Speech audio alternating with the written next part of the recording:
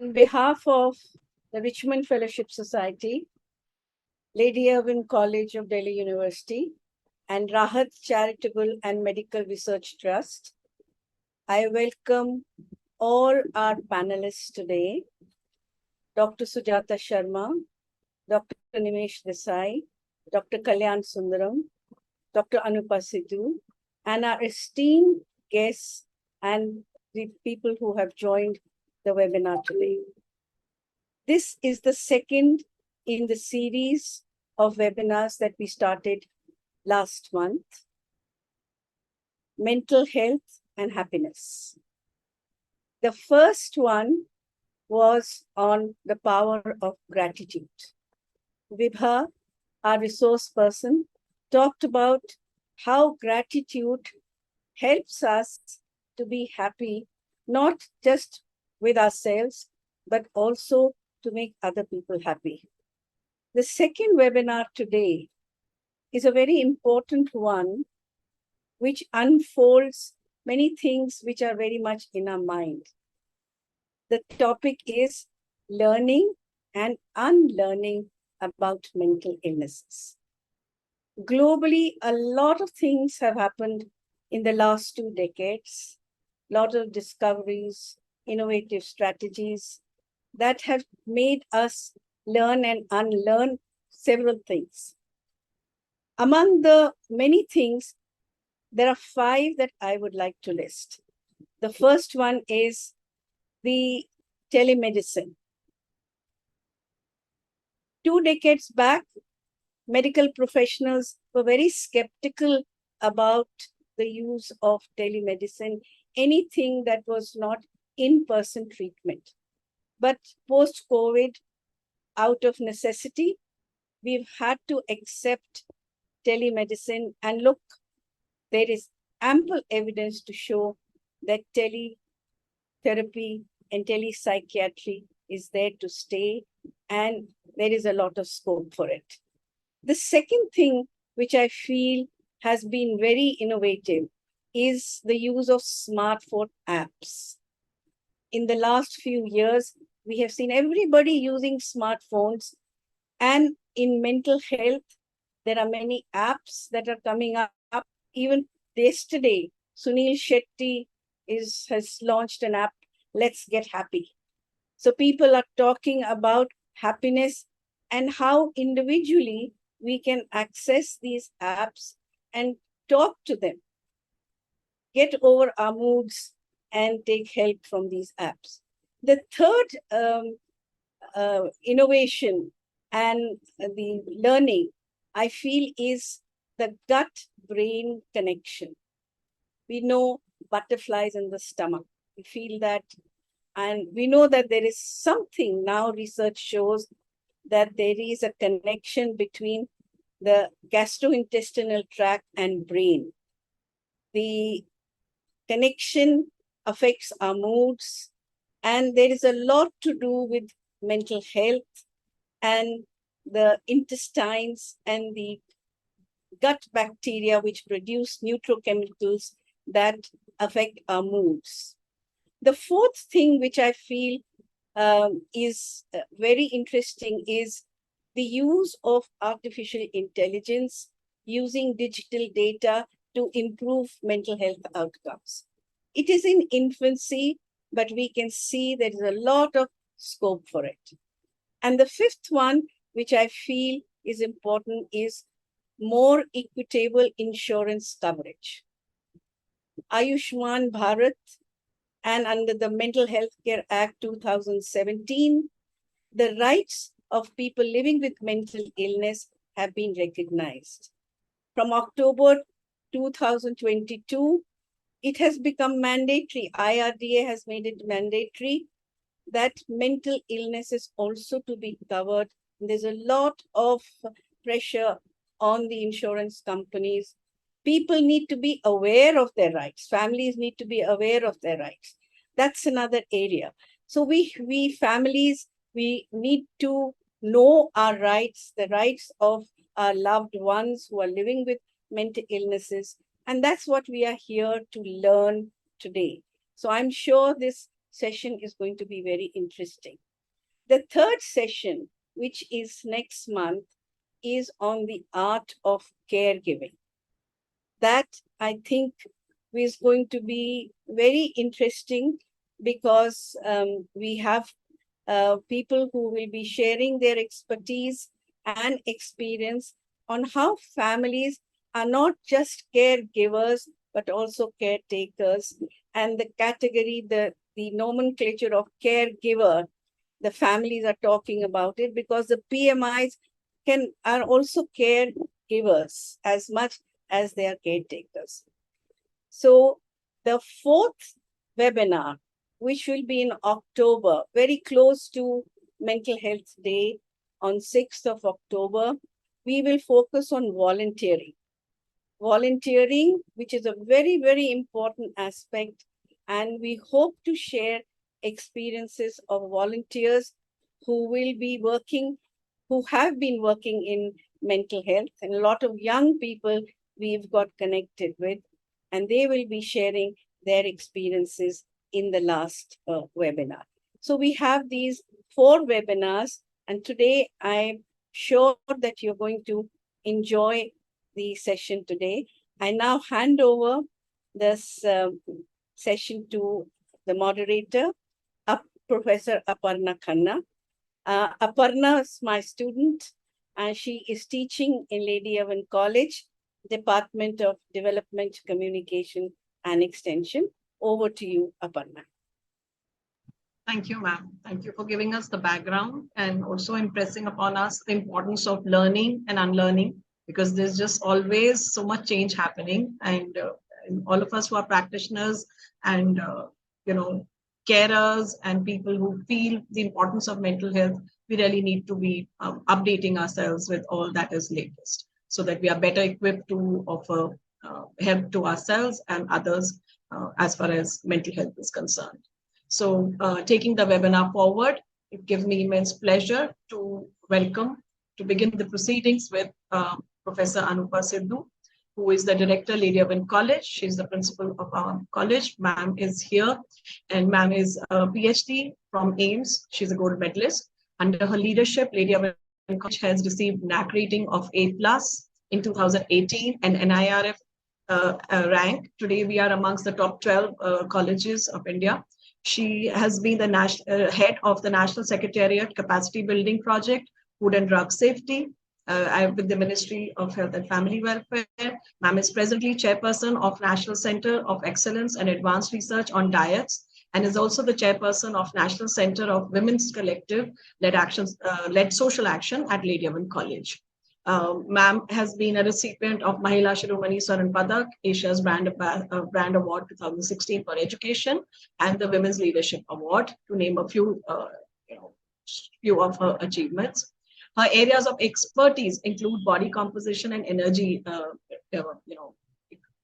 requirements, anthropometric growth assessment, age-related changes in work capacity, sports nutrition, lipid intake, and requirements, to just highlight a few. Prevention of low birth weight, stunting, obesity, clinical nutrition, bariatric surgery, recession of diabetes and heart disease, and food safety, maternal nutrition, food security, to name just a few of the areas that ma'am is working in. I would also like to highlight the fact that Dr. Seth has just talked about the gut and the relationship to our mental health. I'm sure we have a lot to explore here, and ma'am can perhaps add a few of her own insights to this. So, ma'am, I would request you to please begin the proceedings by welcoming everyone. We are co-hosting this event with the RAHAT Charitable Trust and the Richmond Fellowship Society. And as an educational institution and a leading academician, please share your perspective of our partnership with these two organizations and in the area of mental health specifically. Thank you. Over to you, ma'am. So thank you, Aparna, for inviting me. You invited me in the previous webinar one also. That clashed with something of the ministry which was going on NEP, new education policy. And I will take in continuity of that we are trying to connect with the common man through language and through mother tongue and trying to give all diverse perspective, choice-based, which means whatever the students can identify with in the area that they grow, they want to know, and from the educationalist perspective that we feel they should know. Whatever may be the case, the fact remains that it should be joyful. And I think that's a word to be learned and reckoned with, just like a small child who knows spontaneously how to make themselves happy. And they don't need anything, they don't need some great toys either. Anything that is exciting and stimulating, they draw their attention and they find a game in it and they seek joy in it. And they can be in the state of joy for hours altogether. It's only later that we are not able to seek joy in anything that we have at hand. And we want to seek joy from distant sources, human, non-human, factual, non-factual. And I think this straying of mind needs to be controlled traditionally by meditation.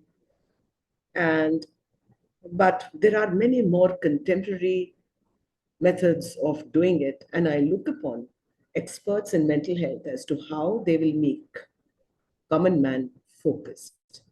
And when I say common man, the strategy has to be very common and very doable and has to be playway instead of, pushing some theoretical concepts and paradigms down their throat, which they just listen, they find it very meaningful, useful, they reckon with it also, but they find that it's a theory, it happens somewhere else. So let's learn only from the joy of a child, that it is self-sustaining, self-generated, and self-motivating. I therefore would like to congratulate you for selecting the title, Mental Health and Happiness. And mark the word mental health. And it doesn't start with a disease like mental illness. So an auto-joyful mode will talk about only positive words which steer ahead. And I hope in today's deliberation, and I can see that in the program, that we are trying to bring about a discerning difference, at least in the mind of those who want to apply their mind in this area, the difference between the two. But for the common man, we are only interested in the third word, that is happiness. Because a common man doesn't want to learn about mental health or mental illness. They will dabble with the area, what they want, and that is happiness. With COVID, there has been huge amount of challenge on mental health. A feeling of a sinking feeling of not being alive, of losing every family member, of losing some family member, or some members who are loved ones, and not being able to cope with the society, not being able to sustain society health, are huge challenges to live with. And people slept in phobia that maybe there is never a tomorrow. And yet, there were many who got out of it or who knew the Buddhist way of how to keep the real away from unreal, or the other way around, to have the sense of what is in your hand and what you should control, what you can control, and what you cannot control, and you don't spend your time on that. So the important point is, therefore, with all these beautiful apps coming up, they reassure you for what you are doing. And therefore, I go on to the next one, that I look upon my teachers, my specialist, and this particular collaboration of mental health specialists, mental health NGO workers who have a ground reality connect, and the teachers to prepare toolkits as to what are those 5 questions you ask, 3 questions you ask, and you assess a strategy for yourself. You don't have to go through long questionnaires, and these apps are usually stimulating many times. Are you able to do this? Are you able to find out this one from the rest? You are perfectly sane and you are absolutely good. Just go ahead. Is generally the mood of many positive apps.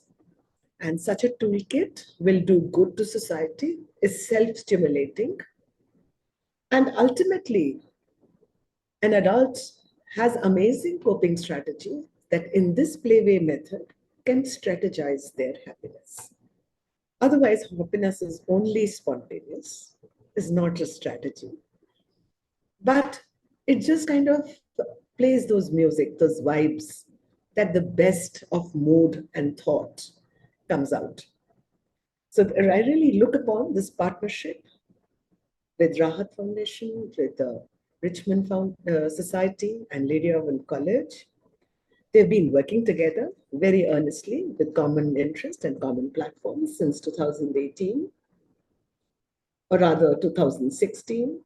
And they have prepared campaign in 2018. They've invited several motivational speakers to connect with the youth, and the youth being able to doodle on the boards and write something. So they have participated and they have connected. I look upon these strategies as extremely good, reassuring, positive, under a supervised activity. And we have always believed at Lady Irwin that when we do extension, the firm basis of science should be there. The extension is not about just drumming messages. Although we do a lot of messaging without which common man doesn't get engaged. But the message is truly of a behavior change approach. And you can actually draw out a story of most significant change. So they are well-tested, validated, reliable tools. And such a toolkit is something which I look upon in a near future from this partnership, and engaging the youth in a playway method, and for that matter, all age groups in a playway method, through an app, through any other exercise of common interest, that the society as a whole feels reassured. In today's context, with the wrath of the natural calamity, with the wrath on humanity, the fears and phobias are increasing. And how to discern the difference between doable and what I can do. For many things, we can't do anything, like a disaster and its outcome. So I think we need to learn these coping strategies. There should be capacity building. There should be messages of non-panic, non-hysteria, non-anxiety. More than 80% of the issues are with anxiety. They cannot do anything and they feel helpless. So I think these are few of the messages, the realm within which we should work with youth. They are our tomorrow. More than that, they are our today. They have to succeed today to secure all our future tomorrow. So we are only investing in today. I have no great interest in working on tomorrow and strategies of gain and profit. I'm only looking at all people in front of me. I look upon their smiles.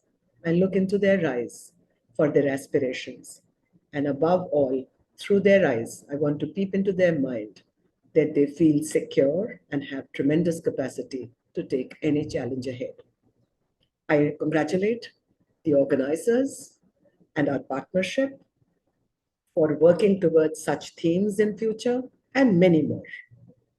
It has been a very fruitful journey till now, and I hope it the very best. Thank you.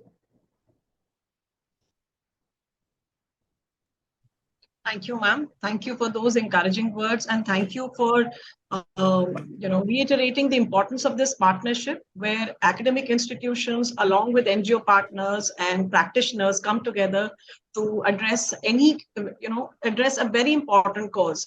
And this kind of a public-private partnership approach not only strengthens the teaching learning process for us as academic institutions, but it also strengthens and helps us to offer support to our NGO partners, and gives direction to the corporates to come forward and support such partnerships. So definitely, I assure you from our end, we'll continue to work with the same zeal and perhaps even more, and ensure that this partnership stays strong and contributes towards mutual learning and mutual goals. Thank you. And so I'll take the proceedings forward now and move over to the panel discussion. Our two panelists for today are Professor Dr. Nimesh Ji Desai and Dr. Sujatha D. Sharma. And I'll without taking too much time and space between you and between the audience and the panelists, I will offer a quick introduction to both the speakers. So I'll begin with Dr. Desai. Dr. Nimesh Ji Desai is a psychiatrist and a qualified public health professional with public service academic career of 40 years, having served on the faculty of NIMHANS, Bangalore, and AIIMS, Delhi. Sir served at IHBAS, Delhi for 23 years, initially as the head of the Department of Psychiatry and medical superintendent, and as director from 2010 to 21. Sir has been a member secretary, CEO of Delhi State Mental Health Authority from 2008 to 21. And Sir is has a lot of research to his credit, including monographs. Sir's got he has been awarded the Humphrey Fulbright Fellow at GHU USA. He's been the honorary secretary and honorary editor of the Indian Psychiatric Society, and he's also the founder editor of the IPS North Zone Journal, and is a 3-time AFATIA award winner at First Author. Sir's currently actively working with NGOs and engaged in community-based outreach programs, including radio and TV. Sir's the chairperson of Ashray Adhikar Abhiyan, an NGO working for the homeless people. He's also the president of Manovikas Charitable Society, an NGO working in the area of disability. And Sir is also the honorary advisor to the Richmond Fellowship Society Delhi branch right now. And serves on the committees and advisory panels of several national agencies like NHRC, NDMA, NCW, ICMR, and others. So he's worked with these agencies for the mental health aspects of the pandemic, particularly in recent times, and he's also a member of the NHRC core group on mental health and health in general. So we are extremely delighted and honored to have you with us and giving us time to hear your thoughts on today's webinar theme. And before again I begin putting forth the question that we have been working on for you and Dr. Sujatha, I'll also introduce Dr. Sujatha so that the participants can connect the importance between these two types, the two professional domains that both of you bring to the panel. Dr. Sujatha D. Sharma, ma'am is an MPhil and a PhD in clinical psychology from NIMHANS, Bangalore. She's a gold medalist and is a practical clinical psychologist for about 40 years. She has been involved as a consultant with the National Institute of Aging USA and UNICEF India for development of assessment and training materials around mental health. She's worked for awareness building in mental health through print and electronic media for several years, especially TV programs like Mind Watch and Man Ki Baat. She has authored 2 books on stress. The first is Distress to De-Stress and Alvida Tanav, and on couple relationships in book titled Couples in Harmony. Ma'am is regularly conducting training programs and workshops on stress management, child and adolescent behavior problems, parenting, counseling skills, trauma and trauma counseling for organizations, schools, and NGOs. She's also visiting faculty at NIPSET Delhi, and she's the managing trustee of RAHAT, an NGO which is working in the field of mental health. Ma'am is a founder director of Mind Specialist and a web-based, which is a web-based mental health portal, and also a co-founder of Better Minds, a mental health and well-being consultancy service. Ma'am has been the recipient of the M.V. Govindaswamy Award for Best Outgoing Student at the National Institute of Mental Health and Neuroscience in 1981. And she's been awarded with the T.P. Junjunwala Foundation's 24th National Excellence Award for Medicine in 2014, along with Dr. Abdesh Sharma. And she's also the recipient of the C.S. Kang Oration Award in 2016, given by the Indian Association of Clinical Psychologists for her contribution to the field. I would also like to add that ma'am has received the Sahitya Samman Award in 2015, and along with Dr. Abdesh Sharma, and for their contribution to society, and the Indian Health Oscars Award in 2017, and more recently, she's been awarded the Her Power Award by the Brand Story in 2021. So, ma'am, we are again indeed honored to have you amongst us and sharing and agreeing to share your time.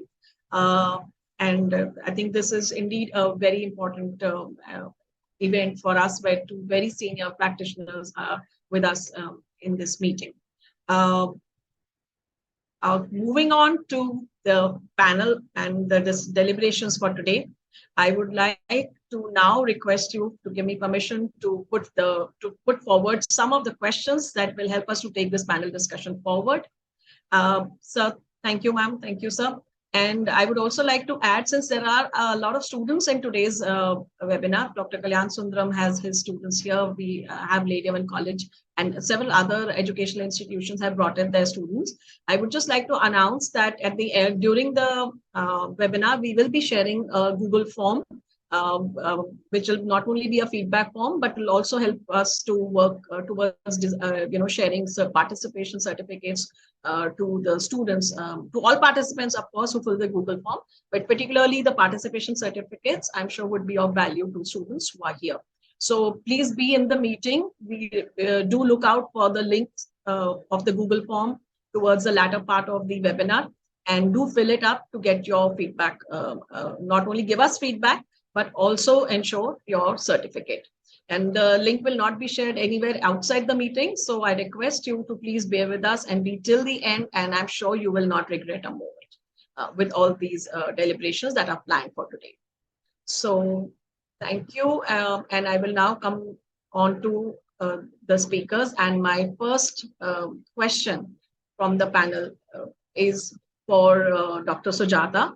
And ma'am, let's begin the panel discussion by requesting you to first answer a question on how do we differentiate between a mental health problem and a mental illness? Because there are a lot of words being used around mental health, like mental illness, mental disorders, mental health issues. So please, if you could, help us understand this better. How do we differentiate between a mental health problem and a mental health illness? Yeah, good afternoon to everybody here on the panel and the audience. So actually, this is a problem of plenty, There are too many concepts and too many words. And perhaps that is also leading to a lot of confusion and misunderstanding of what really would be called as mental health or mental illness. So that we have concepts like mental health, then mental well-being, mental disease, mental illness, mental disorders. So to put it very simply, I think let's look at what mental health is. So mental health is very akin to physical health. You have, when you say that you're physically healthy, it doesn't mean that you're 100% fit. There is always some issue and some minor issues and physical problems, ailments that we can call, that may be going on. So similarly, when we talk about mental health, there's nobody who would say that I'm 100% mentally healthy. So they would be having some issues that bother them, that makes them distressed, that makes them go through some moments of low or anxiety. So again, it is to be seen as existing on a spectrum or a continuum. So you can be mentally well and then proceed to being mentally unwell. And then later it could be going on to mental illness. So that also means that when people are mentally healthy, of course, they are of sound mind, they are able to think well, they are able to take decisions, they are able to be productive, they are generally happy, and they have a purpose in life, they want to do something useful for the society. So that all comes under the concept of being mentally healthy, or what we call as mental well-being. And if you look at the other end of the spectrum, where there is mental illness or mental disorders, I think we can use the terms interchangeably. They almost mean the same thing. We are talking about people who have crossed that border between what is so-called normal and become abnormal. So we have the mental health issues, which I just talked about, that people who have struggling to cope, who are having low mood state or having fluctuations of mood, they're not productive, they're not able to concentrate, they're not able to give their best, they're not very satisfied or happy in their life. Now, these people are having some kind of mental distress. Now, this mental distress, when it continues and it is persistent, it goes on for a period of time, it goes on for weeks or months. And there are definitive signs and symptoms of this where it is diagnosable. So there are criteria to diagnose different kind of mental illnesses. So if they move on to become a diagnosable clinical problem, which is beyond the normal, where there is definite signs of abnormality in thinking, feeling, behavior, perception, mental functions, then it would qualify to become a mental illness or a mental disorder. So, for example, when some of the common mental disorders, I'm sure all of you would have heard of, like anxiety disorder or depression, we have obsessive compulsive disorder, bipolar disorder, schizophrenia, which are more of the severe kind of mental disorders. Now, there are also disorders that are milder, but which again, because we see it on a continuum, they have to be into that diagnosable kind of criteria to qualify for a disorder. The disorders are usually diagnosed by a psychiatrist or any other qualified mental health professional who know the diagnostic classification system.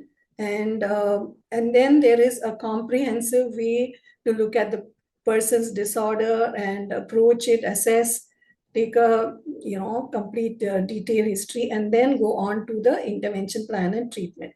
So definitely a mental disorder or a mental illness would require intervention, and at the earliest.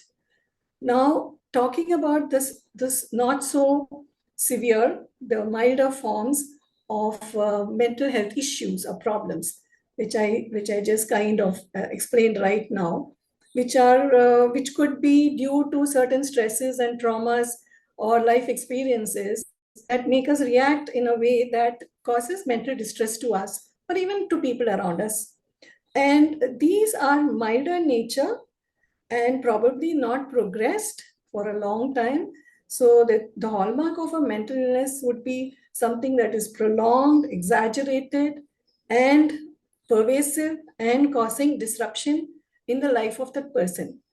So if that is not there, but it is still a mental health distress, that needs to be picked up early, and that needs also to be attended to, and it needs some kind of an intervention. One thing I want to clarify is that all people are mentally healthy. It doesn't mean that they're always mentally healthy. They can have periods of mental health problems. And all people who are so-called mentally disordered or mentally ill can have periods of good mental health. So, both ways. So it is not a very watertight kind of compartmentalized issues. And there could be, people who are ill in phases and people who are well in phases. And that's something we should keep in mind when we are looking at them, because that also means that we look for their strengths and competencies. And we work with them based on these strengths and competencies. So I think that is something that I wanted to say. And the distinction gets blurred when we talk about children's issues. They are different from adult issues. When we talk about children and adolescents, it's really very difficult to say this is mental illness, this is a clinical problem, this is a subclinical, because children are developing personalities, they are growing, they are evolving as individuals, as people. So we have to be much more trained and much more careful when we talk about children's mental health issues that needs expert intervention. The one thing I would like to flag off is, just before I stop this, is we tend to use a lot of terms very, very casually and loosely, that I'm depressed and I'm having OCD, or I've got PTSD. So people are using these terms very casually, and in a way it is just not right, because one, it trivializes the problem of people who already have and who are suffering terribly from these problems. So it doesn't work. It's not worth doing that. The second thing is, you must know that if you're having a problem, it's you could be having some obsessive traits. It doesn't make you a person. It doesn't give you a diagnosis of OCD, which is very severe form of mental illness. And if you have depression, you could have depression because you've lost someone, because it's a failure of in an examination, and that's all passing. It's a reaction to a life event. So you can't be having depression unless it is persisting for a long period of time. Similar with other kind of mental health problems and illnesses. So be careful when you use terminology for yourself or anybody around you, because it can be stigmatizing for yourself as well. So I'd like to stop here, and if anybody wants to add on. Yeah, thank you, ma'am. So I think we have some key points or takeaways from what you have just shared. That one, illness would be something which is long-term, all-pervasive, and affecting our day-to-day lives, or rather disrupting that.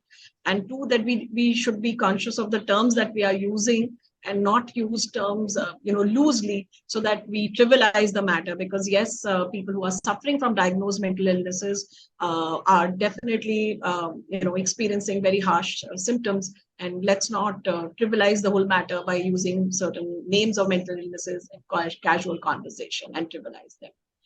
Thank you, ma'am. And I think this leads us forward to inviting Dr. Desai to share his views on the next set of questions that are planned to take the conversation forward. So, as a society, what do we need to learn and unlearn then about mental health in today's context, where everybody seems to have become a mental health expert? Social media is full of people, particularly not qualified or unqualified so-called influencers and celebrities talking out of half-baked knowledge. So can you please share your views on what do we need to learn and unlearn? Over to you, sir. Thank you, Aparnaji, Dr. Mridula, everyone else associated with this activity and the whole set of RFS activities. I want to start with a small story. There were three friends, young young adults who went to a driving school. And the first person, the instructor there asked the first person as to, each one of them, how much have you really driven in life? Have you tried your hand at driving? And the first guy said, oh yeah, I can almost drive very well, just 80-90% done. You just have to refine the edges. And so the instructor said, okay, I charge you 10,000. And the second guy, when asked the same question, he said, I know about half of it, but the other half you might have to train me in. And so the instructor cited that I'll charge you 5,000 rupees. And the third guy said, look, man, I have never sat at a steering wheel. I have to learn the entire thing afresh. And the instructor cited training charge of rupees 1,000. And so the first guy obviously was quite appalled.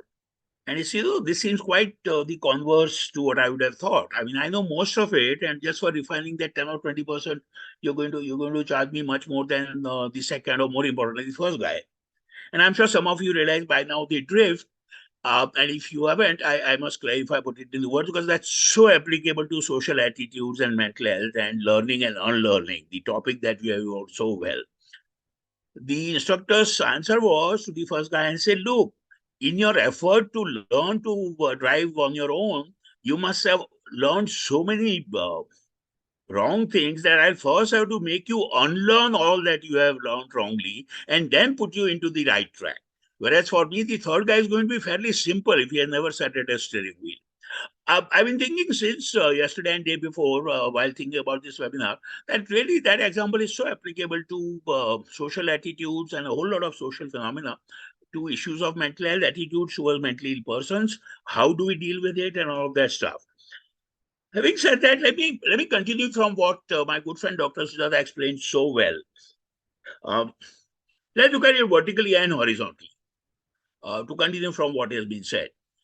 Vertically, if you want to divide a hypothetical population of 100 persons, you would have what the National Mental Health Program under Ministry of Health and Nimesh now defines very well, I think categorizes very well as 3 levels. So-called, for the want of better paradigm, you might say at the bottom edge would be people with mental illness or mental disorder or mental disease. You might as well use them equitably, synonymously for now. The next level will be what you raised, people with mental distress or symptoms of psychological distress. And the third will be people who are mentally well, in a positive state of well-being. So that's kind of the vertical spread of it. But let's look at it now horizontally.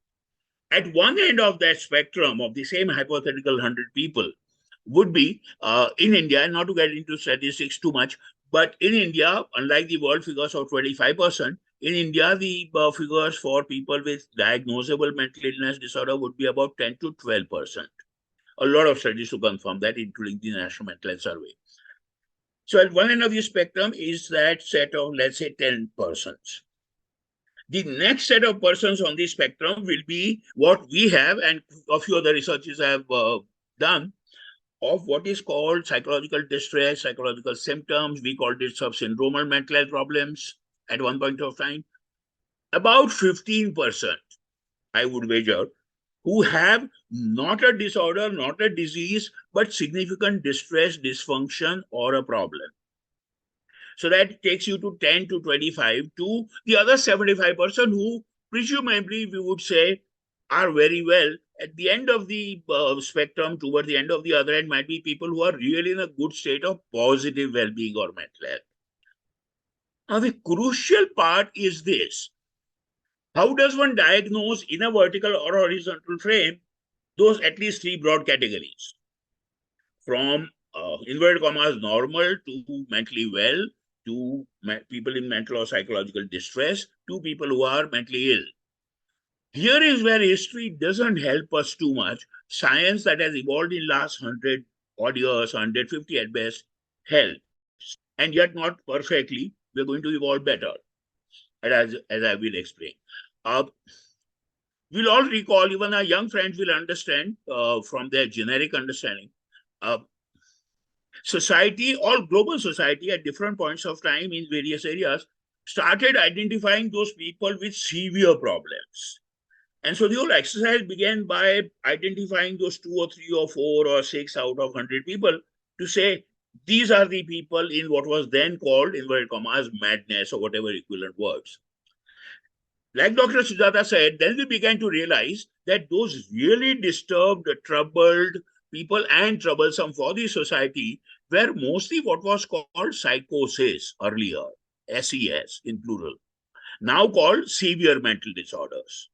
Schizophrenia, bipolar disorder, delusional disorder, mostly conditions where the person has very significantly impaired insight and judgment about the world vis-a-vis oneself and insight about one's problems. And so, as was commonly said, these are people who are more likely to be causing trouble for the society. They might or might not be troubled or aware of the fact that they are unwell or something different from the rest. Severe mental disorders, one must clarify quickly, are predominantly by now very well known, genetically determined, carrying the genomic vulnerability. And so, the severe mental disorders, psychosis across the world, urban, rural, west and east, man, women, doesn't differ too much. 1 to 2% of the human population will have severe mental disorders.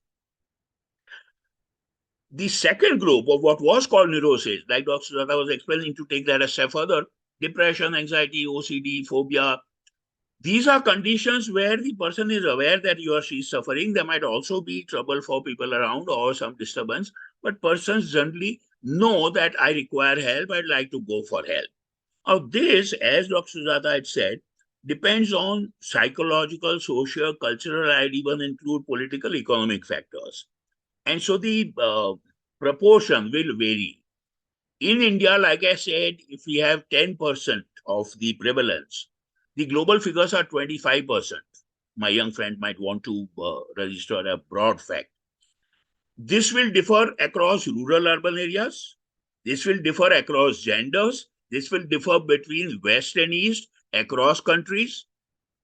Okay, because this is, while genetically transmitted to a minimal to moderate extent, a whole lot dependent on stress and how you cope and all the psychosocial factors. So those are the two things that have been reasonably well defined by now. One must quickly also explain, since Dr. Mridula said so well, referred to those 5 or 6 points. While science was the driving force for better definition to identify those 10% in India or 25% globally, or in the US larger figure, the driving came from the economic forces and the health insurance. The driving force was mental health insurance companies wanted standardized definitions in the 60s and 70s. Okay, and so by 1980 and 80s, that came about with a whole lot of reliable exercise across psychiatry and mental health communities, professionals. And so by now, in last 20 or 30 years, not everyone might agree, but most mental disorders, mental diseases are reasonably well defined, standardized, and very uniformly diagnosable, at least by professionals. The second set of mental health problems is much more of a gray area, as well you all realize.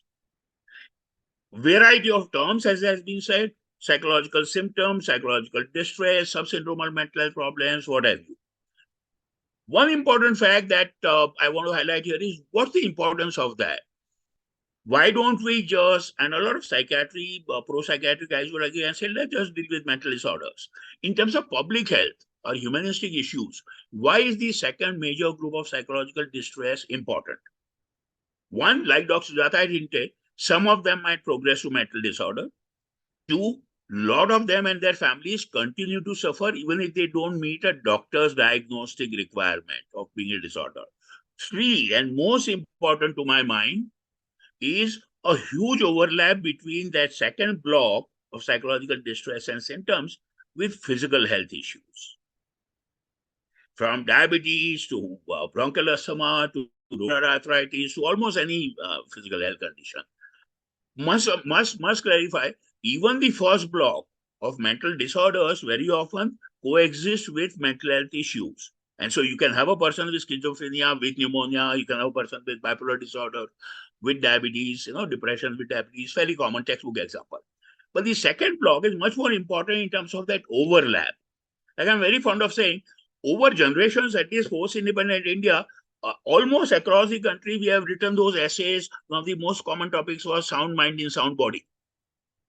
Now that overlap between physical and mental health is actually crucial there.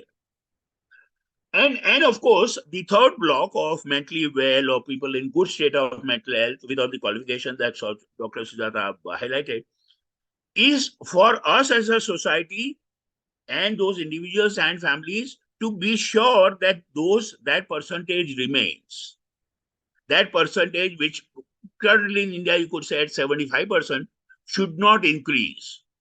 We don't want enlargement of the first block or the second block.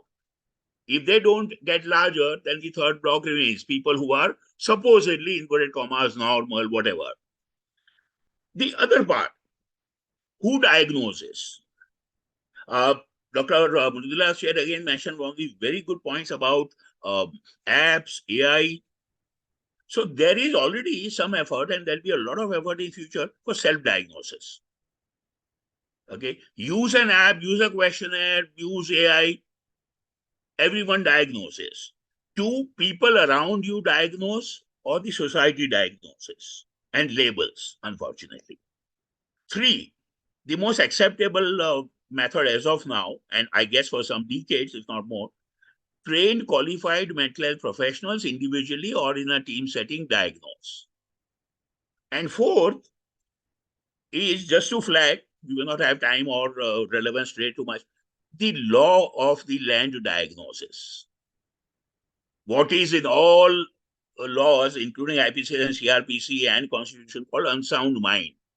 But let's leave that aside for a minute, having mentioned it. Legal concept of what was called insanity and what was medical insanity, as I surmise, about 150 years ago in human existence, or even 100 years ago, overlapped significantly. They were almost the same, medical insanity and legal insanity. Now they are no longer so, because medical sciences, psychiatry, and mental health has advanced. Unfortunately, the legal definition of insanity, all its implications, remains. Our youngsters again might want to flag this and remember and explore this sometime, because Indian society, this is going to start happening much more than it has happened till now. This overlap between medical and legal insanity. The fifth and the benchmark, what we would all love to dream of, and you'll all easily connect with this, is biological diagnosis. Right? Like you do diabetes, like you do hypertension, like you do thyroid, hyperthyroid diagnosis. We would love to have, and some efforts have been made for the last 30 or 40 years, to have a biologically based, verifiable, objective criteria-based diagnosis. In a summary, it can be said it has not worked till now. It seems a bit of a distant dream, but you never know. In next 25 or 30 years, if not sooner, that might happen. So the biomarkers is one issue. Will it happen? Till then, it remains that a set of, or sometimes a single or a couple of qualified mental health professionals, as per standardized method, will diagnose. Now, must say that the original part of what Dr. Sujatha and you were raising, and Dr. Sujatha answered so well, this is the whole issue of mental illness and mental illness related issues. The other common confusion in the society, and including most senior jurisprudence, legal fraternity, and otherwise, is between what was called mental retardation and mental illness. Intellectual impairment, as it's now called, or intellectual disability, where there is either during gestation or at the time of birth or for genetic factors, there is a limitation of the intellectual capacity used in a broad term. And of course, the other developmental disorders, which we know by now, autism, dyslexia, a few. So one most important differentiation that needs to be made is the group of mental illnesses, psychosis, neurosis, both, and on the other hand, intellectual impairment or other developmental disorders of the brain. Mainly for the reason also that while mental illnesses are eminently easily treatable at low cost, intellectual impairment and a whole lot of developmental disorders, as a broad pattern, will not have easy treatment methods. One can use a lot of rehabilitation techniques. The last point in this connection, are all persons with mental illness disabled? The 1995 Act, PDA, Persons with Disabilities Act, included mental illness related disability. The 2016 Rights of Persons with Disability Act includes that as one of the 21 disabilities. And very briefly to say, as we have advanced in science and as we go to town beating our drums, we think justifiably to say most persons with mental illness can be treated. The illness may be temporary, maybe short-term, maybe sometimes long-term permanent. But again, at a gross ballpark, more than 90, if not 95% of the people with any kind of mental illness, that first block, can be treated, can lead a near normal life in the society. Now, the moment we say that, we must accept, obviously, that not all mental ill persons are disabled. There is only a small proportion of people who have disability deficit, either in the brain functioning or mental capacity, or because of social attribution and stigma, or a mix of this, who require some amount of support to live near normal or even a semi-normal life. So this interface between disability and mental illness with evolving mental health science, constantly evolving mental health science, needs to be appreciated. Because and I faced this with a lot of policymakers and said, Dr. you guys on the one hand want disability benefits for people with mental illness. On the other hand, you keep shouting from rooftops that mental illness are treatable. So as a policymaker, I don't find these two synchronous. But there's no contradiction there. Majority of the people can be treated, can lead a normal life. A few people will have disability. They might require extra support and all the help from the state and the society. And If I might say, and again as a broad pattern, some or significant part of what the RFS does is with those persons with mental illness, severe mental disorders, who might have disability and who might require degrees of support. I will stop there. I'm sure there are a whole lot of other issues that we can come up with. Thank you. Thank you, sir. I think there are again a lot of things that we need to take away from what you've just shared with us.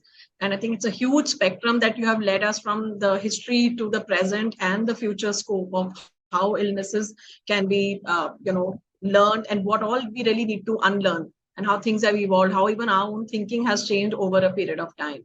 And I'm sure there's a lot that we need to unlearn. Having impressed upon that fact, sir, we'll take the panel discussion forward to the next round of questions. And this question is for Dr. Sujatha. So, ma'am, what kind of mental health help is available for someone to access? So, since sir has highlighted a whole range of people with mental, distress to illnesses and those which are diagnosed as such, what kind of mental health help is available for someone to access, and a common person like me and others in the audience? And how does one then choose who to go to? Because it can be a question of access, and it can be a question of comfort and confidence in a particular type of help, expert help.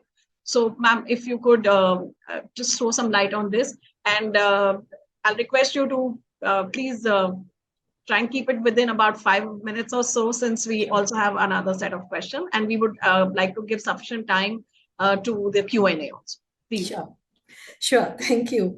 I want to add on to what so many things that Dr. Nimesh had opened up for conversation. There's a very famous slogan of the World WHO, the World Health Organization, which says there's no health without mental health. So I think that is so primary to our existence. Now, coming to this question of where do you go for help? The first thing I have to share and warn with, with a lot of heavy heart, is that we don't have enough professional help in this country. I think there are more number of Indian psychiatrists in the United States than all of psychiatrists put together in India. I think this is one figure I've heard very often being quoted. So if you look at the general trained professional help available, we have about 6,000 odd psychiatrists. We have about around 1,500 to 2,000 trained clinical psychologists. Then there are a whole spectrum of other kind of helping mental health professional. So they are invariably called as now, some of them are counseling psychologists who get a professional training and degree in counseling psychology, which is not clinical psychology. And then there are lay counselors, there are mental health counselors. So there are different varieties and professionally trained people available for help. They are mostly concentrated in the bigger cities and the metros, unfortunately. And the smaller towns may not have a mental health professional available. So the mental health professional spectrum, who are all these people? The psychiatrists, the psychologist, preferably a clinical psychologist who's more geared up for treating or dealing with mental health problems. Then we have the counseling psychologist. Then we have mental health counselors, which is a new category, a new group of trained people who are emerging because we needed to fill the gap. And so the government have started a shorter version, a smaller course of clinical psychologists. They are rehabilitation psychologists who work primarily in the area of rehabilitation. And there are these lay counselors, people with no background in psychology, but who have received some skills and training in dealing with people's mental health issues and problems. They go through intensive training. For example, there are helplines who use lay counselors, who are trained lay counselors, like the suicide helplines and etc.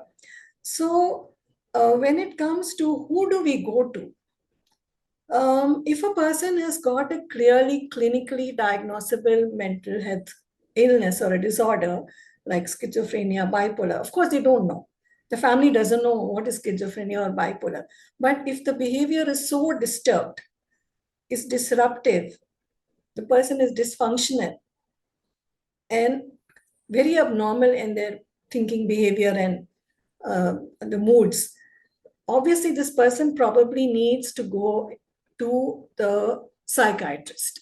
But since psychiatrists are not available everywhere, it is even better to go to a general physician, a GP, who has some kind of training and knowledge of psychiatric problems, who would be able to do some kind of immediate management and then later probably refer to the psychiatrist.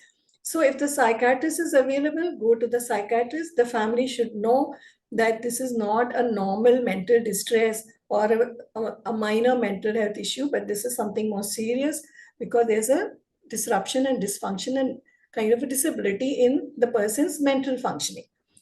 The psychiatrist would usually, take a good history and do a mental health, mental status evaluation, come to a diagnostic conclusion about what this particular problem could be, and then plan a course of treatment, which definitely will include probably mostly by 99% of psychiatrists would give some kind of medication or medicines or specialized drugs for psychiatric problems.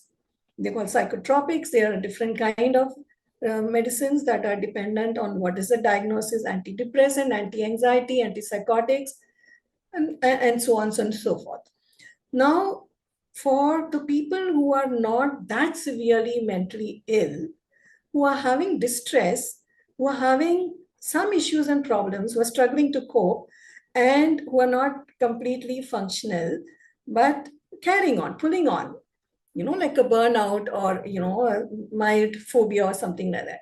Now, all of them may not have to reach out to a psychiatrist. So it depends. If there is a very severe and persistent condition, they will need to reach out to a psychiatrist.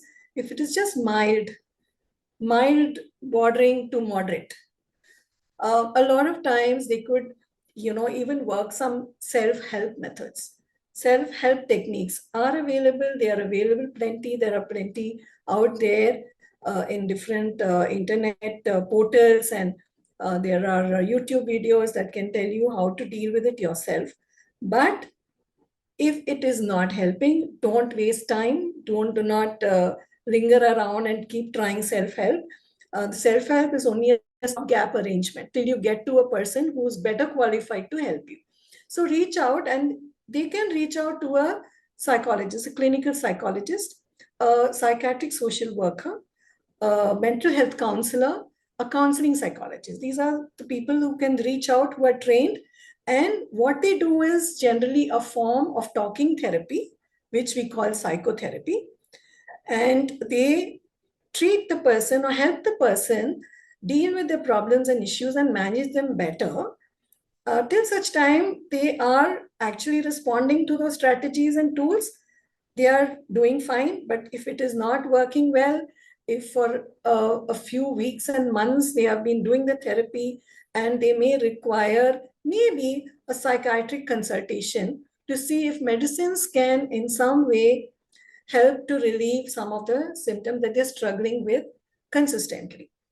So there is something called a combination therapy, where a psychiatrist and a psychologist or a clinical psychologist work together as a team to help the person get the best outcome. They really improve faster, quicker, and they feel better. So there's less expense, or there is more, I don't know, because you're going to pay for two professionals. But in a team, in a hospital setting, maybe it's not so expensive because it's managed by the team, but it's a team effort. And there's other types of supplemental therapies added on, like group therapy, where people having similar kind of problems are put together, and in a group, their issues are being dealt with, which is economical. It's very useful. It is gets good results. Then there could be something like family therapy or family counseling, where an individual has a problem, but the whole family is involved in the treatment because it is an issue or a problem in the family, not necessarily only in the individual. So these are the various kind of helps available, but knowing where to go is very important. Now, I have to warn here that a lot of us a lot of young people I know are going to therapists. Now, therapist is a very general, all-inclusive category of people of different training, different background. There is no quality control. There is no check on who's doing what kind of therapy, where are they trained from, what are their credentials. So I would ask people to actually check out whom you're going to, check their background. Today, everything is available. If you really search, you'll probably get some more information. See that the person who's claiming to be a clinical psychologist has really got a clinical psychology training with an MPhil program in clinical psychology as a mandatory qualification. And if they are not, they may be just counseling psychologists. Some of them with just BA and MA are also doing counseling today. So you really have to be very careful to pick the right persons, because we have seen the harm done by these half-baked therapists. And I would also say that therapists here now was also including a whole lot of other alternative professionals. So there are healers who are doing therapy. There are alternative people who are doing therapy. So one really needs to be careful in the choice of therapists. Check their credentials, find out where they are trained, see where you need to also refer to a psychiatrist if you're going for therapy, and if you're going to a psychiatrist, see whether you need therapy along with the psychiatric treatment. So look for the combination, and take therapy, and treating mental health problems takes a long time. Some of them may require rehabilitation. Some might have to go into rehab centers, or we have like RFS. The chronic problems, lifelong problems might require rehabilitation. Substance abuse require rehabilitation. Addictions of various kinds. So there are a whole spectrum of things that need to be done. So it takes very long to get somebody really out of it. We don't talk of cures in mental health. We only talk of managing mental health issues. So be patient, be very active and alert in your choice of the therapist and the choice of the psychiatrist. And yes, do whatever is best with the available resources. But don't delay and don't get into the stigmatizing, curbs that allow you not to reach out. Must reach out at any cost to a professional. Thank you. Right, ma'am. Thank you. I think again, very useful advice for all of the participants in this webinar.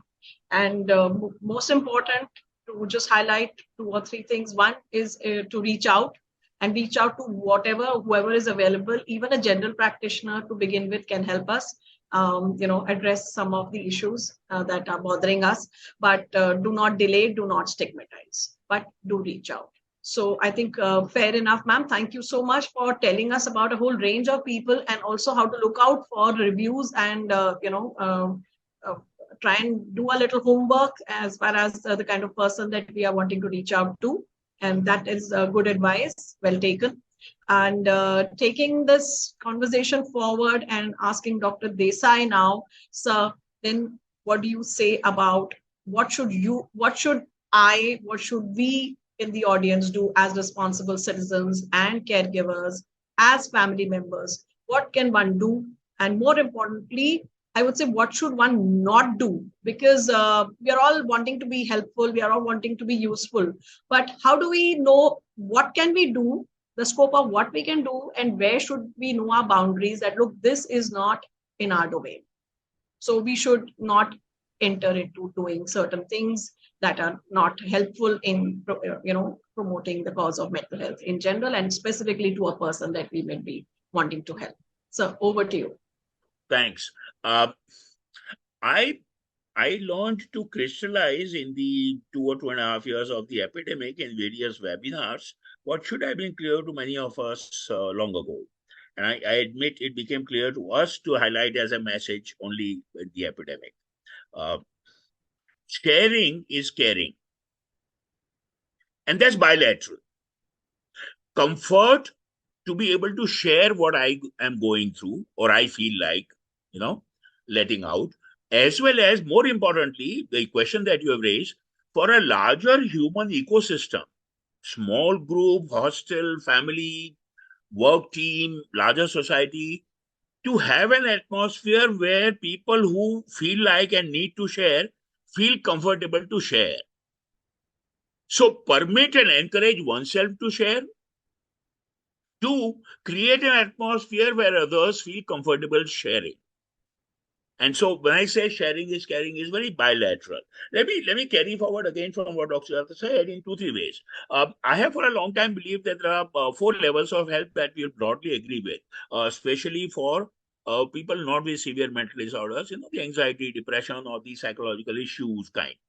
Self-help, if you can help yourself, very good. 2, family and friends.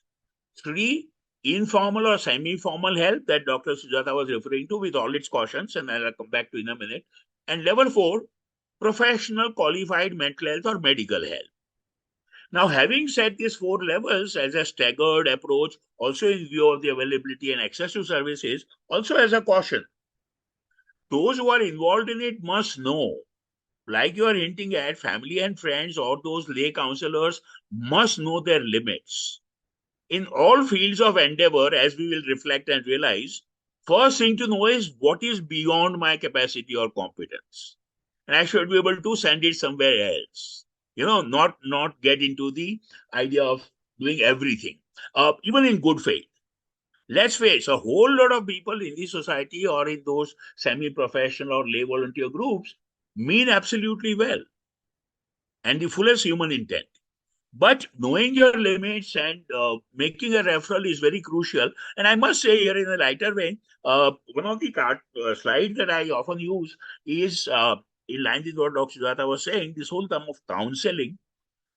I don't have a washing machine at home for years.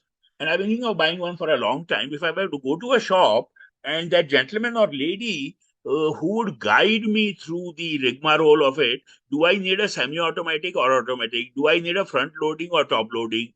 Do I need what capacity? Now, can that be called counseling? Beware of the day when washing machine manufacturers will catch on with the word counseling. I've been saying this for 10 years. There'll be washing machine counselors in every such shop.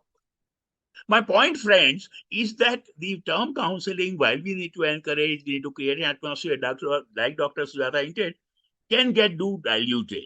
And with the fullest respect for this country and culture, be sure we do have a danger at various levels of expansion of issues and concepts, or offering and providing services with the best intent, but not worrying about quality.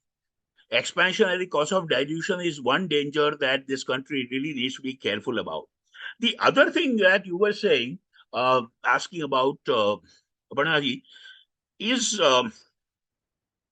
the ability to understand what the other person is going through, especially that first block of people with disorder. Again, I have this slide that I really am so thrilled to use, sadly. 2 ladies sitting on a park bench. And one lady is asking the other, why are you feeling depressed? Life is so beautiful. We have everything that we want, we need. Why are you feeling sad? And the second lady answers, why do you feel breathless because of your asthma? There's plenty of air around. Right? So that sensitivity to understand, to empathize with, inquire, if at all, very, very sensitively about what the person is going through in his inner experience. The trouble, I'm sure all of us will agree, including our young colleagues, if they reflect for a minute, but I'm sure 6 or 8 of us agree. The trouble and the delicate part with mental health issues, both levels, first and second block, is that almost nothing is visible outside except for those few cases of severe mental disorder. So it might appear everything is okay, and it might actually be all right. Allow me to cite that the rate of depression, at least the clinical depression, does not significantly vary across social strata. So that should convince us that having everything or having everything satisfied is not a protection against mental health problems. And so much as difficult it might be for people from outside to understand, that extra sensitivity to realize what it means. There is of course this whole issue of, and I want to flag this from both Dr. Sujatha and myself, almost any emotion, any thought, any behavior, irritability, repetitive thought, loss of control over thought, or some behavior which might be unusual, can exist from normal to abnormal. What are the broad two criteria that one might say the level 1 or 2 self-help or family friends can use? One, if that problem, behavior, emotion, thought is continuing for a reasonable length of time, a few weeks, more than a few days. If it is very severe, if it is causing serious disability or dysfunction in life, any of those. And two, always, I would say without doubt, compare the change in behavior or thought or emotion to the person's previous basic self. So if an introvert person would possibly speak 20 sentences in a day, suddenly goes garrulous and making 30 friends and spending money and hosting parties, there's a problem. If an extrovert person, friendly person, withdraws into his or her room, doesn't talk to anybody at all for days, somebody who is fairly meticulous, neglects self-care. So a person is one's own best control for individual mental health assessment. Thank you. Right. So thank you so much. I think, again, those are very valuable words for all of us. And I think it's so important, all that you have shared with us, that we keep those as, I would say, ready reckoners or, points on our tips to be able to know not only our boundaries, but also to recognize the scope of what we can or what we should or should not be, loosely kind of counseling in inverted commas, as you said, to others. So I think all points well taken. And if now both the panelists allow me to, please, I know we are trying to manage time very well, though with two such senior people on the panel, I think the conversation can be really, really, going on, because and for an extended period of time, because I'm sure there's a lot to ask and to share. And with your kind of professional background, you've seen so much. But to make it more meaningful for all the participants here, I know there are a lot of questions. So we'll now move on towards the question and answer round. And I will be taking up questions from the chat. And just for the sake of making it easy to coordinate between the two panelists, I'll try and pick up questions which have been raised. I'll go to the first question, like the earliest possible questions, and try and cover as much as is possible. And I'll specifically put questions to either of you, sir and ma'am, and then you can see if there is anything which needs to be added more. We can try and answer. Though I would like to also flag the fact that we cannot get into extended discussions only due to paucity of time. But if the panelists feel if the participants feel the need to have further conversations on this issue, we can definitely be sharing a feedback form and taking cue from what they want. We can plan similar events in future where they can interact. So the first question I'm taking is from Veena Devani, and she's saying, why does a psychiatrist have to label the patient for lifetime? There's always a hope for reversal of a condition.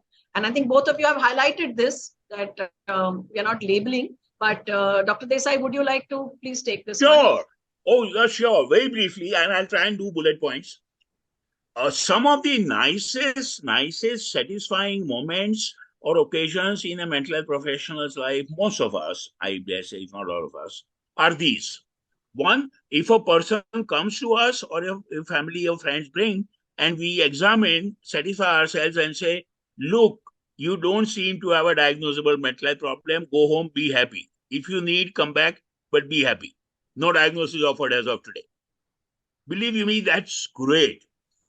2, even with a short-term or temporary or long-term mental illness, at the end of a period of treatment, medicines alone, counseling therapy alone, or both together, as Dr. Sujatha said, when we can say at the end of a period, again by mutual dialogue, and say, look, we have tried helping you, you have helped yourself, you're better now, we don't think you need to come back to us, go home. We are here if you need, lead a normal life.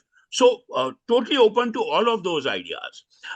Labeling has serious social problems, and the whole issue of science requiring some categories and labels for its own scientific value vis-a-vis social stigma and negative value of labeling is ongoing, perennial, no denying that.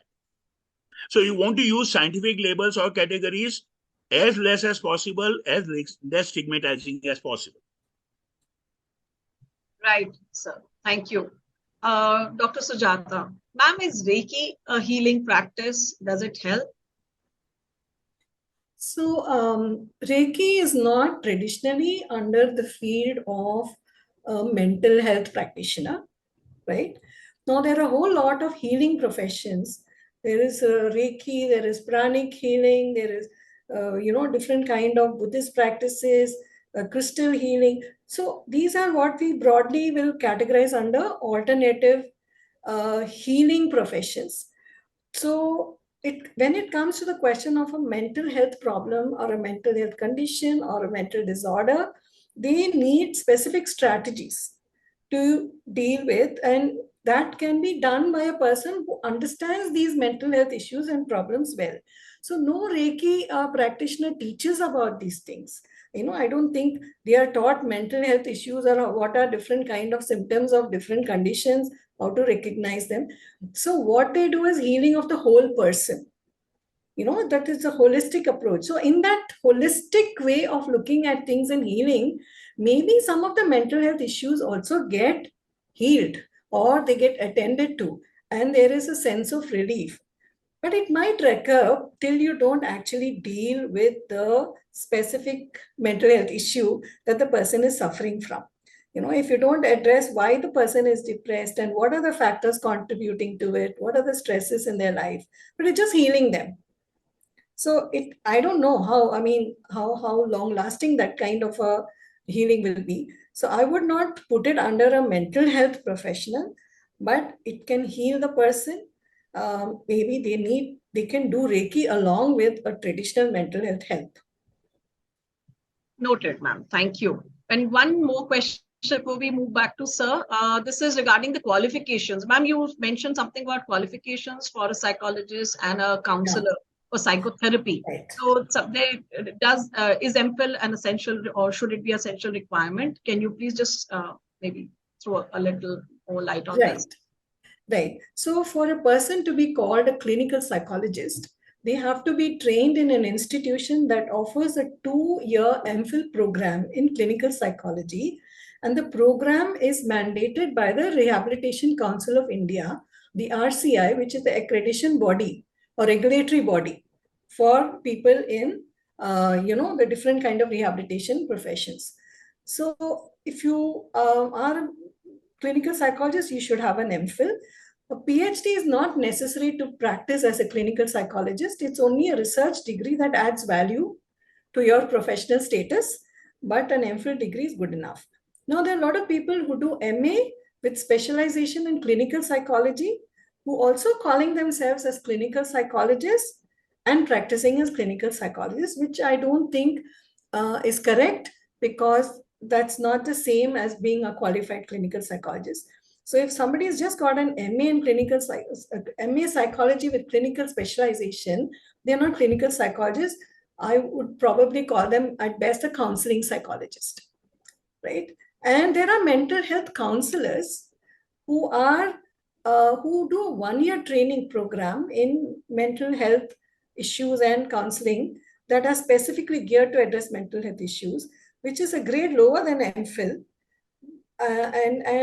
Maybe it's more like it's a diploma course, and I don't know, Dr. Nimesh can add on and correct whether he's aware of it. There are some institutions that are now offering, it's a mandate by the government of India to augment the resources in mental health. So institutions have been allowed to open this program. So they are mental health counselors, but again, one needs to check out whether they have that actual qualification of a mental health counselor from a recognized institution. One way to check up is to go to the RCR website and see if that particular course has been recognized, and then choose the person. Now, there are a lot of therapists who are trained abroad also, who are coming, who are practicing in this country. Now, they are not regulated by the Indian system, but they've come with good, proper training, supervised training, which is even better than the training we receive here. So they're also in the field. So you could check out and see whether the person with a who is a licensed practitioner, licensed clinical psychologist, licensed social worker, licensed marital therapist, they're all licensed by the board of that country, and they're qualified, and they are also practicing. So one can check out and see if you're going to anybody with that kind of credential also. So can I just quickly add one thing about what Dr. Sujatha had directed at me? See, there is quite right. There is a whole lot of universities offering PG diploma, certificate, or diploma degree courses in counseling. But the one major national level development that I would like to bring to everybody's notice is this. In 2021, the Parliament passed and the President gave assent to what was called the Allied Health Professionals Bill. And so now that's an act. So there are 17 categories, from medical social worker to, unfortunately, psychiatric social worker is lumped there, unlike the CPs. But the last one in that category, I remember, is mental health support worker. So, and that council, All India Council for Allied Health Professionals, I think has been set up or is about to be set up. And so in the next few years, like Dr. Sujatha was saying about RCI monitoring and regulating the clinical psychology thing, for this whole lot of allied health professionals, including mental health field, and some of the very key gaps that we have been feeling, mental health rehab worker, mental health support worker, will hopefully be available. So one can keep looking up on the net this Council on All India Allied Health Professionals. Right, sir. Thank you so much, sir, and ma'am, for answering these questions. There are a couple of more questions which are specific to either Dr. Desai or to Dr. Sujatha. And I suggest, due to a limited time, I would maybe make the participants can reach out to you on your social media, or through, I'm sure today we are all very well connected, or they can reach out to us on the RFS, social media pages, and we will be happy to share the connects with the two panelists. Today, in our midst, we also have Dr. Kalyansundaram, and sir is presently, sir is a clinical psychologist, a psychiatrist, everybody knows, but he's also an advisor with RFSI Bangalore and a very senior mental health practitioner. Sir's an MD in psychiatry, and he's been associated with Nimesh Bangalore, been a faculty there, and sir is currently also has been the CEO of Richmond Fellowship Society Bangalore from 1989 to 2019, and is now associated in an advisory position.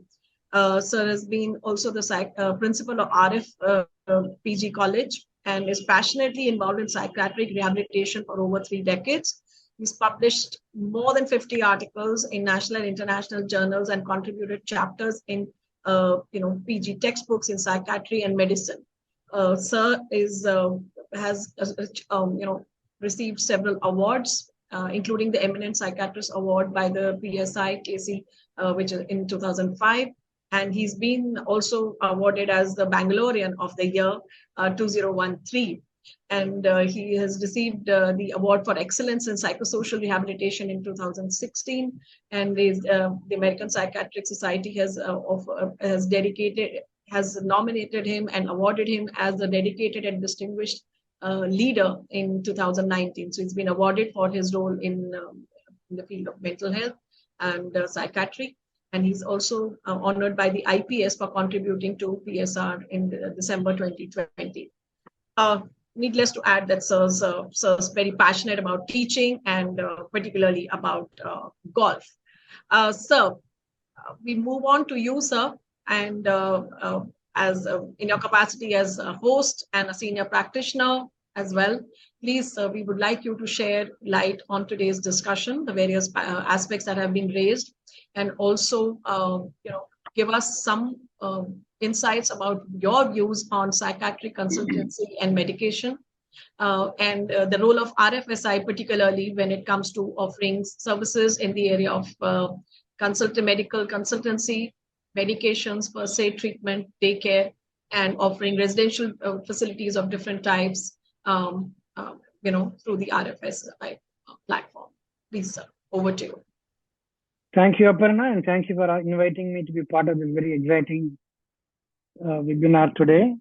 And thanks from Mridula Seth for asking me to join on behalf of Richmond Fellowship Society.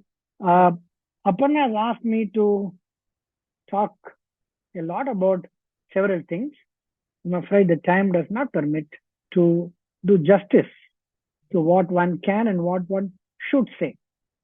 Having said that, my brief is to summarize what the two eminent speakers have talked about on very interesting questions raised by Aparna. I think both of them would have wondered whether Aparna is asking them as their PhD or MD questionnaire or as a Viva questions, but I think they both came out with flying colors. Why would they not? I've known them for more than 4 decades and very distinguished professionals in their own specialty and well known, just not in this profession, across the country in the field of mental health, having held several important positions. Let me first say that I miss Dr. Avdesh very much today, but that's where life is. So to take on some critical issues that were raised, I'd like to start with Mridula Seth's 5 points. It's a 5-point program, like a Government of India program. Each one of them is as critical as the next one. We can talk about each one of them in detail in a webinar in itself, because they are very, very important points raised by Dr. Mridula Seth. I think you'll be happy to know, the audience, both Dr. Nimesh Desai and I are 2 members of the government appointed panel by IRDAI to make sure the mentally ill and the families get their due with respect to insurance coverage for mentally ill people. The chairman of the board is Dr. Pratima Murthy, of the director of Nimesh. We will do our very best, Nimesh, we will endorse. We will do our very best to see what is long overdue with respect to insurance for the mentally ill people. And we will do our best to see that they get their due. Long overdue, but we will see what we can do. Sujatha mentioned about very articulately mental health and mental illness, and do not use the words very loosely, because each of them have a very specific connotation, very important meaning, but sometimes it's in a continuum. One can go from one end of being mentally healthy, and one moment they become mentally unwell, and they become a illness spectrum with a very difficult diagnosable psychotic condition.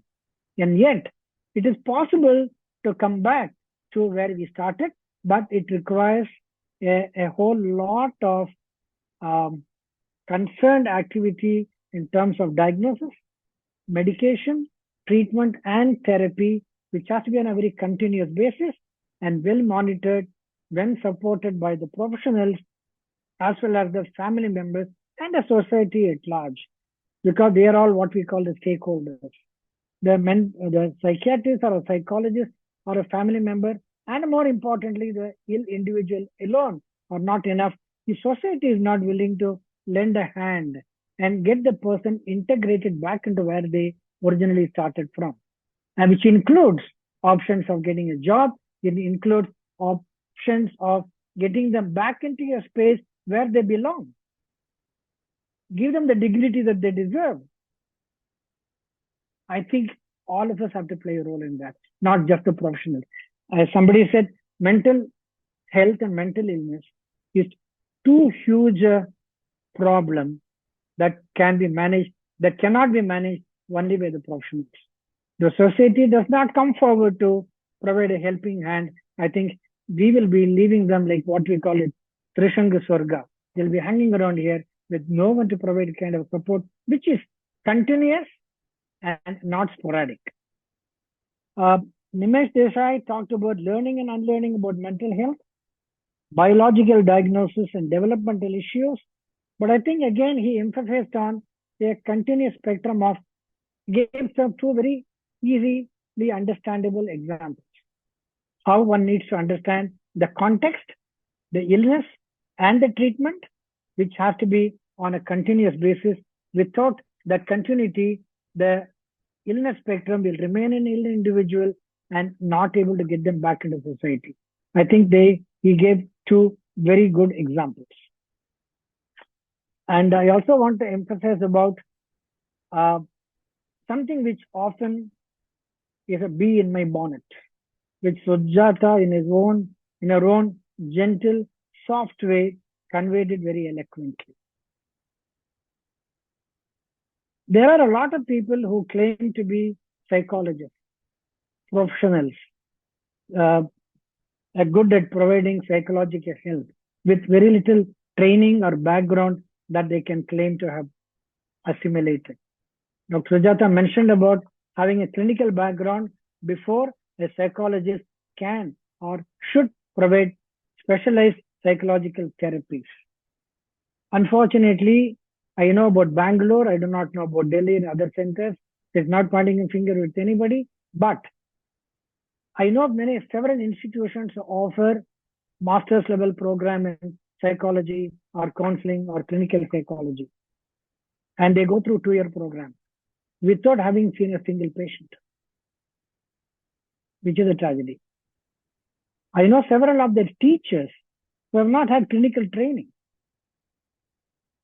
Unless you have a clinical training where you have seen patients and you've been monitored, provided support and provided help to understand what they mean by a clinical profile, clinical condition, you can counsel them till cows come home without recognizing a syndrome or a diagnosis of schizophrenia, depression, or a bipolar.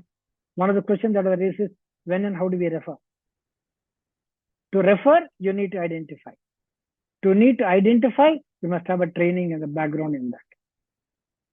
Unfortunately, despite a large force of very prominent psychologists, 1,500 is what Sujatha mentioned, there doesn't seem to be a monitoring mechanism of licensing these people to work in this field, which is very critical. Because if we do not have a proper training and licensing, this is like anybody practicing any field of medicine without any proper background or training. I think this is very critical. I often say, several of my colleagues will understand, medication has side effects. Yes. Psychological therapy can have a greater side effect if you do not know what to do or what not to do. So this is a point I want to flag so that you all are senior professionals. You must come together and see how do we make sure that this important area of professional work is licensed or monitored or controlled to see that the qualified people, or if you do not have a qualification, how do we provide that kind of a training for them?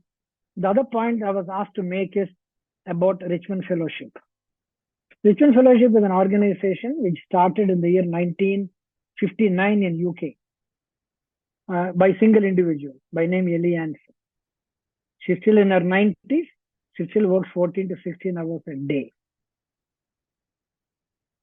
Why is it called Richmond Fellowship? Many people ask me on the phone, is it a rich society? No, we are not rich. Is it near Richmond Circle? It's a very prominent location in Bangalore. I'm sure both Sujatha and Nimesh will remember. It's not near Richmond Fellowship. It's not near Richmond Circle. People ask me, is it an evangelical society? No, it's not. It's a secular society, if you like the term being used continuously amongst the people in the country. Yes, we treat all kinds of people. And the Richmond Fellowship Society exists in over 30 countries. In India, it came in the year 1986. And in Bangalore, we started this program in 1986. I've been involved with them from 1988, 35 years in an honorary capacity. First 31 years as honorary CEO. Now currently, as I stepped on, they wanted me to continue in the board. So I'm still a member. So they call me honorary advisor. With my clear understanding, I advise when asked. Otherwise, I zip my mouth. Because I've been here long enough than anybody else, people call and ask me what my opinion is. I make it very clear, opinion is not a decision. Decisions have to be taken by people who are in the board as decision-making positions. I give my opinion and I step back. Having said that, so Bangalore branch of Richmond Fellowship Society been existing from 1986. We run a halfway home which started in 1986. We run long stay home which we started in 1995. We have a daycare center which started in 1997. I have been involved in starting all of them from its scratch, except halfway home which is joined in 1998. We also run a postgraduate college in 1999. Some of you may know, but most of you may not know. It was called the Richmond Fellowship Postgraduate College for Psychosocial Rehabilitation and Counseling. When we started it called Psychosocial Rehabilitation, many people did not understand what it was. The minute we added the word counseling, people said, oh, you do counseling. Yes, we do, and we did. It started in 1999, it closed in 2015. When we started, it was only of such an institution in the entire country, in the entire Southeast Asia. There was no such course offered anywhere. It was a 2-year full-time course approved by the government of Karnataka, approved by RCI, approved by NAC, and it was approved, affiliated to Rajiv Gandhi Health University. I was one of the founders, the first principal, and the professor of this college. Why did we close it? We did not have enough money to run it. We were an NGO. We were struggling to make both payment. We did not have enough money to pay the salaries for the staff, and they were all doing it work much less than what they would have got in their market on the in the fields. Maybe we were told when NAC came in to approve, they said, you are the only college which has one department, you're asking for NAC. We asked them to, evaluate us. We are also have the reputation of running a one department college, which is psychosocial rehabilitation. We also have the reputation of running a college where I'm told, I've seen many colleges are run, they also make a lot of money running a college. We ran a college to lose money, and therefore we had to close it. Several of Sujatha's colleagues were our members. Fortunately, having worked in IHBAS, we have an MOU with IHBAS. And we had teachers coming from IHBAS and St. John. It ran very well, but we could not continue. In addition to the Bangalore branch, we have Richmond Fellowship Society in Delhi and Lucknow, and a rural branch called Sidlagatta, which is a well-known area for silk worms and silk thread weaving. As I said, we ran 4 centers, including postgraduate training. In fact, although we closed the college, we are the only institution in the country which have expertise and provide to training in making people learn to work in psychosocial rehabilitation, rehab psychiatry. With all due apologies to professional colleagues like psychologists and psychiatrists amongst my panelists here, courses in psychology, including MPhil, do not offer enough training in managing people with severe mental illness. That's a different ball game altogether. So we have the only one for the expertise and experience in providing psychosocial rehab training. Those of you who want to send your students to our center, we will be very happy to provide that, because I believe to run a rehab center, you have to have an appropriate training for the staff to run that center. You want to be a plumber, you can't come and say, I have expertise in carpentry. No, that's not enough. So this is my point. I make it very strongly about this. But we offer training. Secondly, the Delhi center, which started next, they have a halfway home and they have a community outreach program. And with Mridula Seth being a very active member, advocacy is also a very strong arm there.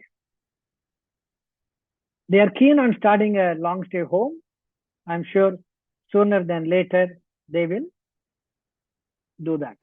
Lucknow branch runs a halfway home and they run a daycare center. Our daycare center, which is extreme, one of the first, in fact, the only center that was started exclusive daycare center in a private setup by an NGO.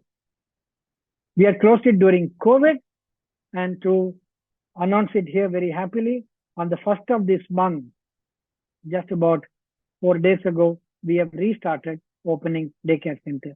Each one of them, the halfway home, daycare, college, and the training, and the daycare center itself is worth a seminar to talk and discuss. This is for Professor Aparna for food for thought. And Sivalagata is a rural branch in Chikbalapur district, which is about 70 kilometers from Bangalore. They run an outreach program to look after people with severe mental illness. They provide free service, free medication every month. And they also, because if you notice, if you run an outreach program in the rural area, people with epilepsy and mental illness, both of them will end up there. Because the numbers are more, they understand 1 day a month for epilepsy and 1 day a month for schizophrenia and mental illness. I think other important aspects to cover that is possible in the short period, both of my colleagues did a splendid job. Whenever I talk about mental illness, you give information, but you raise more questions than are answers, because each of the topics are large enough to be handled independently on a different platform. So I'm sure if you ask Dr. Nimesh Desai and Sujatha, they'll be more than willing to come back and do this work for you whenever, if ever, you want to do this work. And another point that you wanted me to mention about advocacy, when Mridula Seth is anywhere around, I keep my trap shut when it comes to advocacy. She's an expert. She's been doing it for several years. So, Dr. Mridula Seth, I think here I close because I think I've consumed sufficient time here. And I think I will leave it to Mridula to say a couple of sentences. I think we have overshot the time. I don't know whether they like it, but there it is. Mridula Seth will talk about advocacy. And thank you very much for giving this opportunity and putting up with me for a wrong background. But I'm afraid next time, if there's an option, Aparajita, I'll make sure I do not disappoint. Thank you very much, the team, for giving me the chance to share some thoughts of mine in this brief period. Thanks once again. Thank you so much, Dr. Kalyansundaram. So I think, thank you for sharing a part of, not just summarizing what the two panelists have shared with us today, but also giving us a lot more to know about the history of RFS, the origin, and how it is an institution which has, it's not just confined to the 4 we know of, and that there are several other branches across the world, and each one of them is doing, outstanding work. As far as asking us to take this conversation forward, because you have put it very rightly across that each of those questions put to the panelists is a discussion point in itself and can be dwelt on it at length. And I'm sure if with the right kind of with the right mix of that audience who can draw best benefit out of that conversation, I'm sure we can plan some such future interactions. So thank you, sir. one word from Dr. Mridula Seth in aligned with to what Dr. Kalyansundaram has said, and then I will request Dr. Jha, who is the Secretary General of RFS India Delhi branch, please offer a vote of thanks. And before Dr. Mridula Seth, is taking, shares her two, lines in terms of summarizing and further adding to what Dr. Kalyansundaram has said, I would just like to reiterate, there are several students here. Please kindly do stay on. One, the feedback link will be shared for you to be able to get your, not only give us feedback per se, but also, give us your credentials for sending you back a participation certificate. And also a little Zoom, poll is also going to be shared after Dr. Jha has offered his vote of thanks. So please do stay on and give us your insights and opinions about the webinar. Ma'am, over to you, Dr. Mridula. Thank you. Thank you very much. Time is running short and Dr. Jha is going to formally thank everybody. But I feel that this vision of having mental health and happiness, the theme, our dream, there are distant dreams, as Dr. Desai said. There are several of them, and we hope that these are baby steps we are going to take to reach that dream fulfilled. Thank you very much, Dr. Kalyansundaram, Dr. Desai, and Dr. Sujatha. I just want to add, Aparna, I just want to add, Sure, please. sorry, one sentence. I forgot to mention very erudite Dr. Anupama Sidhu's, intervention, and talked about capacity building, educating the youth, working with academicians and NGOs. I think her brief interlude as a chairperson today speaks volumes about her expertise and experience. I think people like us who are not in this field that she is involved in would love to hear conversation about her work so that we can dovetail this to any other mental health activity. I just want to make a comment. Mental health and happiness. I'm always intrigued by the word happiness. Happiness is something which is often dependent on something around us. I think we should learn to be content. So generally, I'd like to distinguish between happiness and contentment. With this unsolicited response from me, I close. Thank you. Thank you, sir. Very much solicited because very valuable insight again. Thank you, sir. And over to you, Dr. Jha. Good evening, everybody. And on behalf of wonderful organizers, I would like to extend my thanks to the wonderful people who actually came here and enlightened us about mental health. And to go on to this topic, learning and unlearning about mental health, it reminds me of a personal incident. 6 years back, I was at the Pune airport. It was very crowded. There were 3 flights, passengers waiting to board. You can imagine. And suddenly, from nowhere, a young boy starts almost howling and screaming. I was just 6 feet away. Can you believe it? Within 10 to 15 seconds, the whole crowd moved away. The whole crowd moved away. The mother of that small boy was trying to hug her, calm her, and nothing was happening till the sister who had gone to get something came and hugged her tightly. The boy was under control. While listening to all of you, learning and unlearning about mental illness is a very important process for personal growth and well-being. And this unlearning portion of mental illness was a mute witness on that particular day at Pune. Why? Because unlearning involves a great challenge, and it questions our beliefs and our attitudes that has been imposed upon us through our upbringing, education, society. So this unlearning and many things which were highlighted by our August panel of speakers and Dr. KS would definitely had gone a long way in trying to make this subject, which is becoming a very, very important subject for the future of mankind's survival. Because the reality on ground is completely different than we as a professionals and all the experts in this field talk about. It is amazing that on ground people are still not ready to accept that mental illness is a type of illness. The stigma is still so strongly prevalent. Now, I would keep this subject very close, because until and unless these negative stigmas through our unlearning, which we have heard of this panel, would definitely go a long way. And Dr. Seth, who has actually taken the role of enlightening the masses on mental health and happiness, and the second webinar, Unlearning about mental.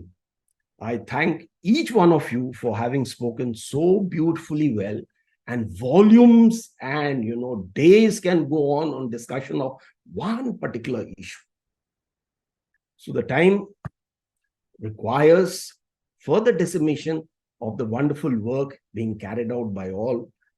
And I, on behalf of RFS, which is doing a wonderful job, I thank each one of you for having come over, spared your time, and enlightened the audience.